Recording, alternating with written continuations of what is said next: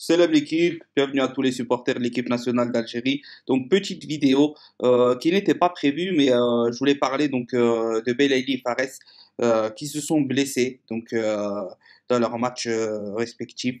Alors donc pas d'inquiétude, hein, pas d'inquiétude. Belaïli, c'est vraiment pas grave du tout, c'est un petit problème de cheville. Normalement, il y en a pour une semaine, peut-être 10 jours, un peu de repos, pas plus. Pareil, c'est un peu moins incertain, mais je pense que d'ici 3 semaines pour les matchs, il sera présent. Le temps de venir, etc. Sachant que Fares, c'est pas notre titulaire à part entière. Donc voilà. Pas d'inquiétude, mais je voulais quand même parler de ça. Je voulais parler en fait, des blessures, parce que je trouve quand même très inquiétant qu'on ait à chaque fois en fait des blessés. J'arrive pas à comprendre l'espace entre les premières journées entre les deux premières journées, entre la troisième et la quatrième, donc la double confrontation au Niger, entre ces deux moments-là, après le match du Burkina, on a eu pas mal de blessés, quasi 5-7. Et là, on commence, dans la même période, à avoir de nouveaux blessés. Donc, franchement, je me pose quand même quelques questions au niveau de l'état physique des joueurs. Est-ce qu'ils seront prêts à la CAN ou pas? Je pense que oui. On va dire qu'il vaut mieux qu'ils se blessent comme ça en début de saison, des petites blessures, pas trop graves, un peu de douleur musculaire, etc. Que par la suite, mais ça montre quand même que je sais pas, est-ce qu'ils n'ont pas fait les efforts nécessaires pour être bien préparés? On rappelle qu'il y a une CAN en jeu. Qu'on est champion d'Afrique, qu'on a un titre à aller défendre, qu'on a un titre à aller chercher aussi. Et moi, physiquement, ça commence pas à m'inquiéter, j'irai pas jusque-là, même si pour moi, on s'est quand même fait des frères avec toutes les blessures des dernières confrontations. Mais pour le match face au Burkina, il faudra quand même pas qu'il y ait autant d'éléments titulaires comme Ben Lamri et Ben Sebaini absents. Donc j'espère qu'il va plus avoir de blessures.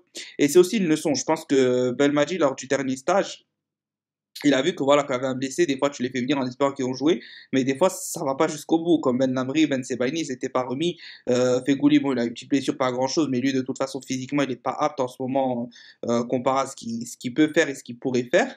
Mais en tout cas, c'est un problème qu'il faut régler. Comment régler ce problème? En préparant les doublures, les deuxièmes, voire les troisièmes doublures, parce que voilà, Ben Sebani titulaire sur le côté gauche, Fares vient deuxième pour moi largement comparé aux autres. Et il faut déjà avoir en tête une troisième doublure fixe au cas où il y a Fares de blessé. Et ça, on ne la connaît pas. Alors Belmadi, il a appelé Khassef, il ne l'a plus jamais rappelé. Pourquoi il n'a pas donné satisfaction peut-être sur les entraînements? Je ne sais pas, il ne joue pas non plus tout le temps dans son club, c'est pas un titulaire, etc.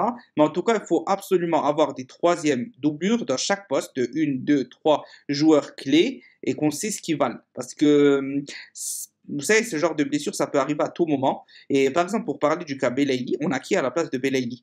On a qui à la place de Belaïli? On a Ben Rahma sur le côté gauche. Ça ne donne pas satisfaction depuis plusieurs matchs. Donc maintenant, moi, je vous dis, on doit jouer contre le Burkina avec Ben Rahma sur la gauche. Moi, personnellement, je ne suis pas rassuré sur le côté gauche. Je ne suis pas rassuré sur le côté gauche, sachant que le Burkina va certainement faire un plan anti-Mahrez. Ça, vous pouvez en être quasi sûr.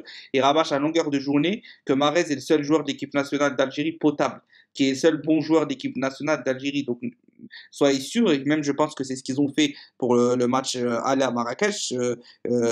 Pour moi, il y avait un plan anti-Mahrez et il va avoir un plan anti-Mahrez. Mais sachant que si le côté droit est bloqué, on a vu que le but était venu du côté gauche de Belaïli. Et là, si Belaïli, on met Ben Rahma à la place sur le côté gauche, je suis pas convaincu.